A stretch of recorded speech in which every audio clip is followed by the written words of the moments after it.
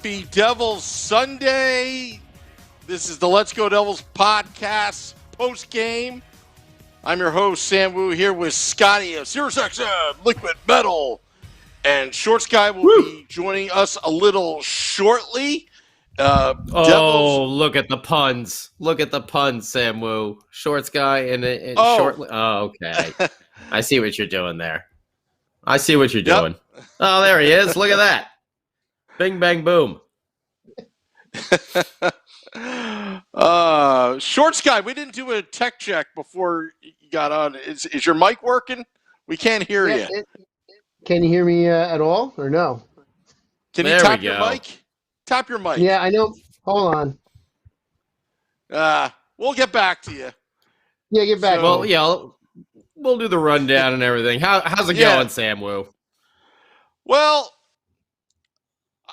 I can't fault Ryan Murray because I'm selfish right now because I predicted Ovechkin wouldn't score. That was just one of those things when Hanglin, when he tripped him. It was just one of those things. He lost an edge, all that. I can't be mad. I'm mad about a lot of things. But why don't you go through the unhappy recap of this game? All right. Yeah. Caps and Devils down there in D.C. obviously moved up a little bit after the hiccup with the Lake Tahoe games needing to be played at night instead of out in the sunshine because it's 75 degrees out here on the West Coast. But scoring summary in the first, Andres Janssen, pretty goal on the power play from Palmieri and Zaka. So my prediction came true. Those two both continued their point streaks. Jack Hughes followed it up with a great goal, backhand tap in, Janssen again, and Palmieri on the assist there. Then TJ Oshie, John Carlson, TJ Oshie again, Ovechkin, until Nikita Gusev scored with about 10 seconds remaining in the third from Damon Severson. 3 stars of the game, Oshie, Carlson, Backstrom. Shots on goal. Holy hell. Devils 10-5, 11 for a total of 26. Capitals 11, 15, 15 for a total of 41. Face-offs, Caps got us 54 to 50. Face-offs was 54 for the Caps, 45% for the Devils. Power plays, more penalties again. Caps were 3 of 4. Devils were 1 for 3. Hits were about even. Devils out hit them 19-12. Block shots. Again, we saw that with the Sabres. The Caps had 15 block shots. It's a big thing against the Devils. Takeaways and giveaways are both equal, 5-5, 7-6. But, penalties, going to sleep. We played a great, it's funny. We played a great third period on Saturday, and then we played a fantastic first and second today, but then we went to sleep in the third. So if we could somehow get that, we got to get that whole 60-minute thing down. But started off real strong. I gotta say, Devils came out really well. Love to hear everyone's feedback on Facebook, YouTube, Periscope, Twitch, Twitter. Hit us up at Let's Go Devils Podcast. Yeah, Instagram. Say hello. Want to know your feedback on this one because this is an interesting game to talk about because it's definitely one of those learning experiences for the team. They hit a team that is obviously a top-tier team in the NHL. They came off a bad loss yesterday to the Rangers. They came out, much like we did yesterday, sleepwalking a little bit there. The first 10 minutes of the game, I think the Devils outshot the Capitals like 7-1. But eventually, I don't know if it's the Devils went into like prevent mode, which isn't really Lindy Ruff style, or if it's just really the Caps woke up and really started taking it to them. And it's like, oh, hey, this is what it's like to play a first place playoff perennial team. And I got a lot of thoughts on this game, but I'll turn it. I've been gabbing here. What do you guys, Shorts Guy? Welcome to the post game. You haven't done a post game here in a while, man. It's good to have you back on the post game. Yeah, no, it's good to be back. It's tech issues are glorious when you're doing everything with technology for this podcast. It's hard to do a podcast when you have no viable laptop. Anyway, but yeah, I'm just going to echo a lot of what you said. It looked like a great start. I thought Dell looked pretty good. That third goal that third the power play goal with Ovechkin jumping up and down in front of Dell. I can tell you from Dell's point of view, that sucks to have that much motion and that much just going on in front of you. It sucks. So we are back to that penalty bug. We had issues with penalties prior. We got rid of that against the Rangers. We didn't take one against them. We were very we took very few until today. It seems like just this power play or the penalty kill we just can't get, and it sucks. Because then with that fourth goal was a shorthanded goal or we were on the kill. I can't even talk right now. This is how long it's been. You don't appear on a podcast for like 2 weeks or whatever, and you forget how to talk in proper sentences. Holy hell! Uh-oh.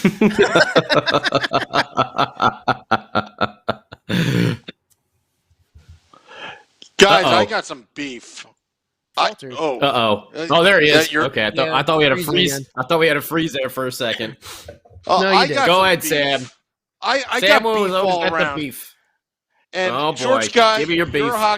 You're a hockey coach, and correct me if I'm not wrong because I'm doing some analysis right now. Right? Correct me if I'm not wrong. Isn't it usually you're correct not me if wrong. I am wrong? Oh, yeah. Correct me if that's I'm it. wrong. It's basically saying I'm right. Whatever I'm about to say here is right.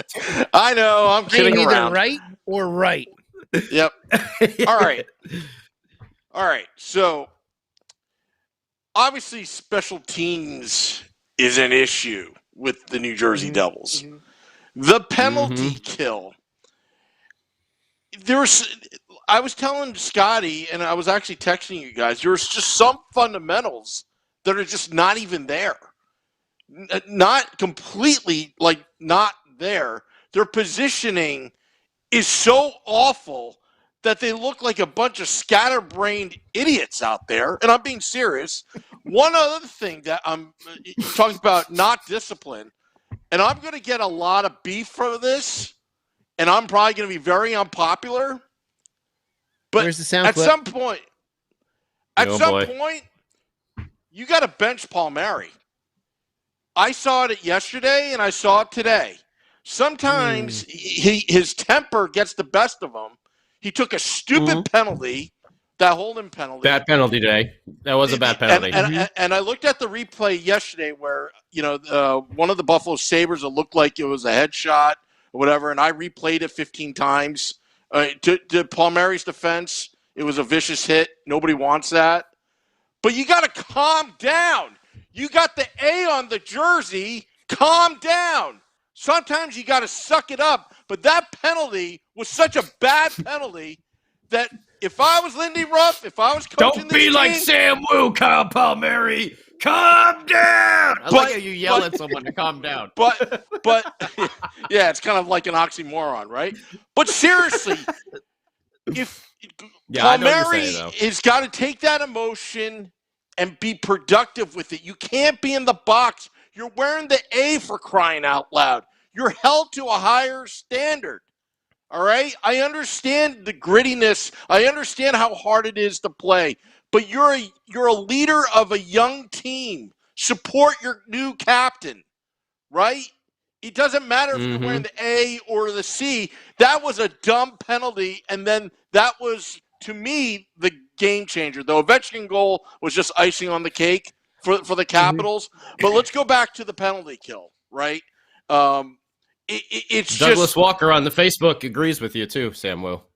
Oh, thank you, Douglas Walker. Anyway, you look at the penalty kill, all right? It just seems like the defensemen are just way too far up near the slot area, and there's just millions of Capital players in front of the net alone with the goaltender. I mean, I don't know. And nobody's playing the point, their position. They're all out of position.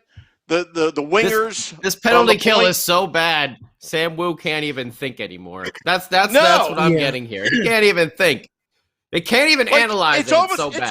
It's almost a point where I just want to be the coach right now and just take the hockey, chalkboard or that dry erase board and be like, PK, you stand here, and just don't move. Just don't move and see what happens. Because that is even better than what they're doing right now. I think, unfortunately, I know I heard this in, I think 2 games ago. I think Lindy said there's just basically no more practice for the rest of the season. Like there's not gonna, they're just playing. That's something we do have to keep in mind on these things when we see some of those fundamentals. And actually, I think even though good point, Pierre Maguire. Good point. Pierre Maguire today. We had Pierre on the old instead of our boy Dano and Bryce there, but he did make a good point as well. Like you could see in this game, Nico was already starting to do some things that he wasn't doing in the Sabres game, just making some passes, and you could see his speed was picking up. But real quick, I just wanted to say, everyone up on the Facebook page, Douglas Walker was talking about the penalty killing as well, Sam. Benny is pointing out that Dell didn't play bad. David Holliday pointing out as well, Dell was 34 of 35 in 5-on-5 play. They let up 3 power play goals. Young team learned how to play. They had this game and gave it away in the third. Can't pull it out in the milestone games. Hey, big congratulations. Even in this loss, how about Travis Zajac? How about big congratulations to him? Just thinking back, even Matt, you almost forget he was the part of that ZZ Pops line. That almost feels like ancient history. Like that Langenbrunner and Parisi and Zajac. It's like, wow, that dude is still around here, isn't he? Wow, good for him, man. They were saying he's the longest tenured player of any of the 4 major sports here in the New York City market, which is that's wild.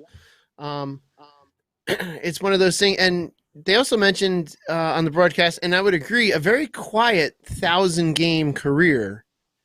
As far as he made it to 1,000 games. Like he's been a great player for the Devils. But at the same time, it's nothing, like not a ton of fanfare like, Crosby got the other day. But just he quietly did what he had to do, and he just kept playing, and he never left, and the Devils never traded him, and he's just been here. He's been a constant. To go back to what you said originally with what Lindy said, I mean, you look at the schedule, it's game off, game off, game off, game off, game off, game off. They don't have 2 days off in a row until the very end of March, beginning of April. Lindy said it's like team practices are done with the protocols and everything like that. Maybe they might do like limited, like, the defense one day, or maybe the power the forwards penalty kill one day. Yeah, maybe that's what we need to do is just do a power play and PK sessions there. But that's what he said I think it was the first or second game back after the layoff. I think he in the post conference they were asking about what the schedule was for practice, and he was just basically like, full team practices are essentially done for the rest of the season. Well, Shorts guy. Again, I was waiting for him to reply. Classic Shorts guy freeze moment when he's got you on the tip of the waiting for the response, and then you realize the video is frozen. I want to give a shout to everybody up on while we have a moment here on YouTube. Lee Plays, Michael Casserly. There we go. Thoric Loki. How about Lennox James and Devils hockey? Yeah, the PK did not look good today. They did not look good. And the power play. You know what? The power play in the first, that Janssen goal, I wrote it down here in my notes. Power play improving? Question mark. And then in the second and third, I'm just like right here. Power play, PP. Bad again, it's like it's just, I don't know, and that could be that lack of practice and everything, but special teams are so important, especially when we have this firepower like Jack. Holy hell, can we also just say, remember a few weeks ago, Sam Wu, Jack, I want to give a shout to my boy Kevin Levy. I know he lives down in Philly now, but he used to work for the Devils, and back in the day, when we just moved to the Rock, he used to listen. He listened to me on Liquid Metal on Sirius XM, and he was like, "Hey, I know you go down to the games." He hit me up, and he just emailed me. He's like, I work for the Devils. He's like, you want to go hang out in the fire lounge or the ice lounge? He's like, I'll give you a tour and we'll go have a beer. And I was like, hell yeah, I want to go hang out in the fire lounge and the ice lounge when it opened up. But Kevin was one of those guys. He Instagrammed me and he's just like, Jack Hughes is a bust. We never should have drafted him. And then a week later, he's like, oh my God, I was so wrong. Jack Hughes is not a bust. I am so glad we look at Jackie Boy today. In that first period, I know they drifted off into that third, but that first period, he was dominant on that ice. And an important thing on his goal, you saw him going to the net. His first year, we talked about it with Jack Hughes being a little bit smaller, maybe a little bit, apprehensive. Now he's driving to the net. And I think we had talked about that as well. Why Kyle Palmieri is starting to really click with those two guys is because if Jack is driving to the net, it's not two guys standing on the outside waiting for that rocket shot. That's Kyle's, position right there. He's the one with the bomb slap shot, from the point that you want to set up there. Now Jack is also driving to the net, getting that pressure, getting in front of the goal, creating that havoc, and he was rewarded today. So I really like what I'm seeing with those top two lines. We got to keep it going for a full 60 minutes, obviously. But hey, Shorts guy, you're back. Yeah, I don't know what that was, but backwoods internet, gotta love it. So I don't even remember what the hell we were talking about at that point. When you were just about to make a point though. I was like finishing up. We were just like waiting for your response, and it was just like frozen. I know. I have to stop making. So maybe if I stop making like really good points, my internet will cooperate because that's always when I freeze. I'm about to say something really good, and then I say it, but I've frozen 30 seconds prior. By the way, let's trash your internet provider. They also are connected to the New York Rangers, Optimum. Oh, okay. So I just wanted. I was gonna say, great. We're gonna see like a, and then all of a sudden, everything just goes right out. But well, we were just talking again about Jack Hughes' improvement, and I was saying a good buddy a buddy of mine hit me up, and in the beginning of the season, he was one of those guys that was Jack Hughes is a bust. Jack Hughes is a bust, and now he's hit me up, and he's just like, oh my God, I love this kid. I'm so glad I'm eating crow on this. Like he's amazing, and it's just funny to think that people, didn't see. I don't know. It's just I don't know. Going back a couple weeks ago, you look at him now. You know what it is? It's we want improvement now, and he came in so highly touted that we're just a now culture, and we needed him, and everyone wanted him to make an instant impact, and there was no way he was going to make an instant impact. As an 18-year-old kid coming into the league, in year one, he wasn't going to tear it up. Only very few players can do that. Sidney Crosby is one example. Is able to come in really young and just have that wherewithal to just dominate. Jack was going to take a year or two. I mean, it used to be that the Devils would draft a player and they'd go to Albany for year 2, 3 years to get, brought up in the proper time. Kind of like Beer Baron's boy Mikey McLeod was down in Binghamton for a bunch of years before he was brought up. Mm-hmm. So we used to not really see these draft picks for 2 years or so, and he wasn't, he didn't instantly change the team, and I think people get impatient when they shouldn't. I think it's just the nature of where our culture is, that instant gratification. He will be a great player. I have no doubt. It's just he was going to take time to grow into that body. Because how many of us changed when we were between 18 and 21? Grew a little bit, got stronger, and all that. It's just natural. It's just a natural human occurrence. I like to also. I know I'm thinking about getting an 86 right now. 13 and an 86, or might be on the maybe a 24 as well. 13 I'd also and like a 29 is what I'm thinking. 29 is a good one too. We got a lot of young guys. Woo! Go ahead, Sam Wu. I'd like to point out something, since this is Travis Zajak's 1,000 games. You talked about sending players to Albany. Oh, that's or what in we the were minors. talking about. Yeah. Yeah. Go ahead. Well, Zajac went from college straight to the NHL. He was drafted in 04, I believe, and first rounder. And as soon as maybe But I'm he wrong. played in college. He played in No, college. he though. actually I'm wrong. He played 2 games in Albany. I guess I'm wasn't wrong. that the lockout? Wouldn't that? No, wouldn't he have had to?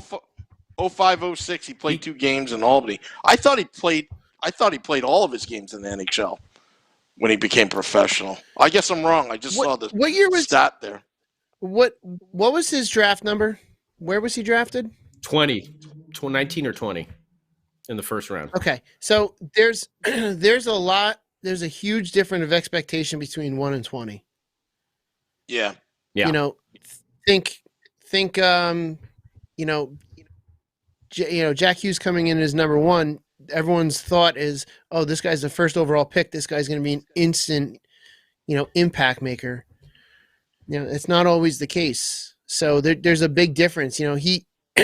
Jack was going to come in and be the face of his franchise, whether he liked it or not, and he was going to be under a much bigger microscope, which is why I always thought that in last season is Jack's first season. There was a big personality like PK Subban that would potentially take a lot of that spotlight off of him, because Subban just naturally gobbles up spotlight because of his personality.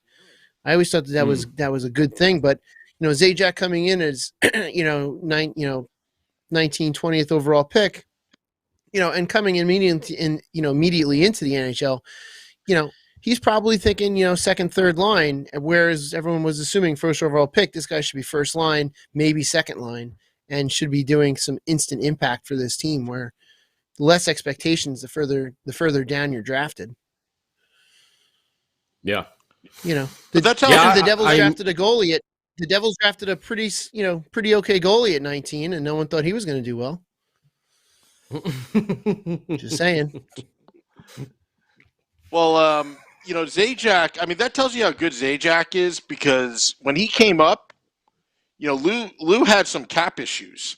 So he had to rely on some of his young players at that time period, his rookie season. And, being in North Dakota, the whole thing with Parisi, at the time, I remember, what kind of player would Zajac be? And I would say the word would be consistency. He was always there. Mm-hmm. He was in. I would compare him, if anybody remembers him. He played for some time with the Devils, but not really a household name. If you remember Dennis Peterson, back in the late '90s, a centerman, big, strong, something of that nature. I mean, when you think of Travis Zajac, you're right. The quietest 1,000 games with one team, right? Just so consistent. I'm surprised. I'm surprised I didn't see Sergei Breland's name. He didn't hit the 1,000 game mark at all. Sergei Breland. I think it was just. I think it was just Danico, could have been injuries. Brodeur, and Elias. Danico, Brodeur, Elias. Yeah. Now Travis. Yeah. Mm-hmm. So I think Scotty was somewhere around 9 in the 900s. I think. There's probably others around there as well.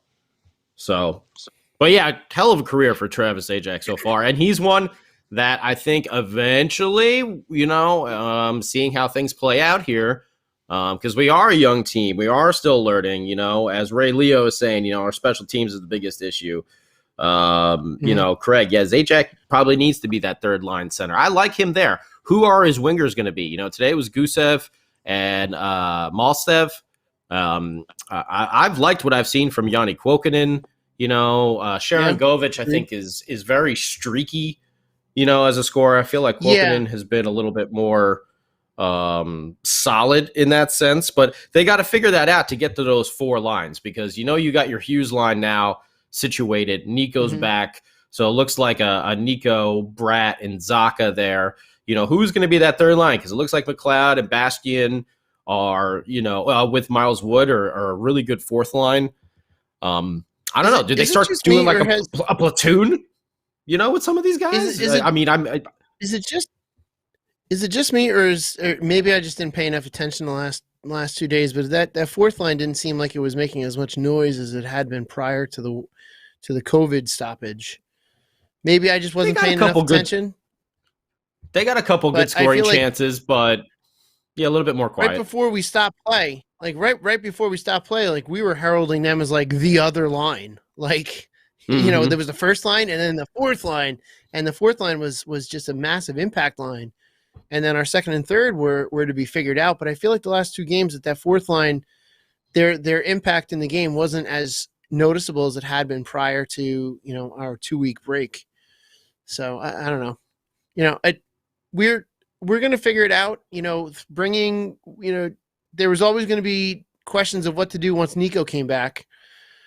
And but I think with the way that our schedule now is now with games every other day, you know, a couple back-to-backs, you know, we're going to start seeing this rolling of the lines, this rolling and shuffling of the lineup, just to make sure guys don't get hurt, just to make sure guys are rested. I know, I think it was you today in our group chat said, you know, that Blackwood wasn't even dressed. And it's like, well, no, you know, we're going to see that a couple times. We're going to see Dell and Wedgwood as the pair that are there, because if you want your goalie to have a day off, then the goalie's got to be not dressed, because, you know, just Murphy's Law says if you say, no, you're just going to sit the bench, you're going to have a day off. You know, think back to that. Think back to that clip of the Corey Schwab Tommy Soderstrom fight. That was supposed to be Brodor's day off, and what does Corey Schwab do? Off, yeah. You know, skates all the way down the other end to go give Tommy Soderstrom a couple uppercuts. So much for a day off, like 20 in a row. You know, so there's gonna be times that we're gonna just see this lineup get shuffled and shuffled, and you know what? I'm not going to be shocked when we see Jack Hughes has a day off. I'm not going to be shocked when we see Paul Mary with a day off, or Zajac. Just everyone's going to wind up needing a day off, or earning getting an unearned or an earned day off based on their play. You know, we're going to see some of these guys have some time off, so we're going to see a shuffling. I got to say something, and this goes to my point. Lindy Ruff on the PK on the press conference. We've got some structure issues. Yeah, that's what I pointed out. They're all over the place. Yep. We've got some confidence issues. Okay, that's the part that I can't see or feel. Right? That's understandable. Young team. Right? Okay. We have. I will say this though for Lindy. Putting those random players out there that sometimes I'm shocked that he's putting those players out there at certain times in the game in certain positions. So I think he's trying to give them confidence. Go ahead, continue. And we have players second guessing. Said some players are just overthinking plays, and I was just about to say that because there was one play Zajac wasn't again. Out of position, cheated over to the right side, not covering his man at the point, and that guy scored. I forgot which capital. It's just some of the fundamentals are not there. If they could if Lindy Ruff can just simplify their games, and again, I'll dumb it down to like youth league hockey. Just stay in your own lane and just stay there. You don't have to exert so much energy. I know that sounds so basic, but this has to stop. At least start from there and then build towards that. But I'm glad Lindy Ruff is saying the right things at the press conference because, you know, with John Hines, it's always like, oh, you know, I saw some good things here. And it's like, I didn't. I never do with John Hines. But at least Lindy Ruff is going to address the issue. I'm confident in that. And if there is confidence issues, then we have to remain positive as fans because good karma goes around. That's all. They'll come out of it. They will. They're learning. Yeah. They're still a young team. It's not like the Caps are like some pushovers either. Like the Caps are a really good team with experienced, good, veteran leadership there. You know, they were preseason one of the top 3 teams in our division. We knew this division was going to be tough. We knew that Washington was one of those teams. We knew that issue was going to be there. So, here it is. We can see what this team can do, and I think that's where we get disappointed when we have a game like today when the team doesn't do that. When we have a game like yesterday where that team doesn't do that. But then we have games like they did against the Rangers. You look at the team, you're like, damn, this team's got it. You look at the first period, second period of a game like today, you're like, yeah, this team's got it. And then, they blow it. So this team has that potential, and I think we're just dying to see that potential in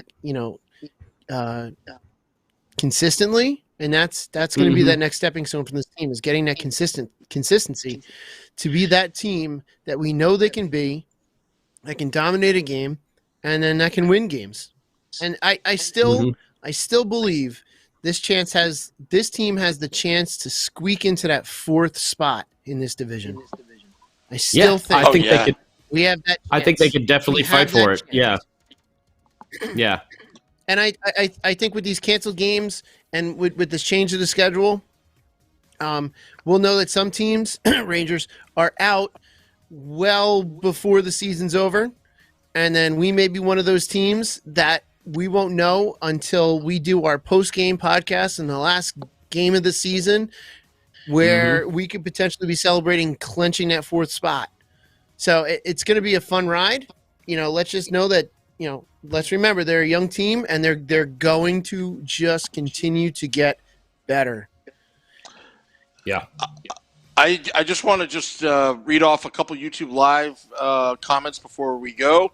Thora Locky, I think that's how you pronounce it, says, look forward to these post games. Thoric? Oh. Thoric Loki. That's Loki. Not yeah, Loki. Thoric Okay. Loki. Have you ever seen the event? You've never. Jeez, come on, Samwo. What's that? Have you not seen any Avengers movie? Loki? No, Loki. I just watch hockey. Anyway. Oh, okay. Look forward You're to a hockey podcast producer. Yeah. Look forward to these post games. Need to vent. Lee from the UK says, love these post games too. Really learning a lot about the game. Michael Cashley says Jack is going to be a beast.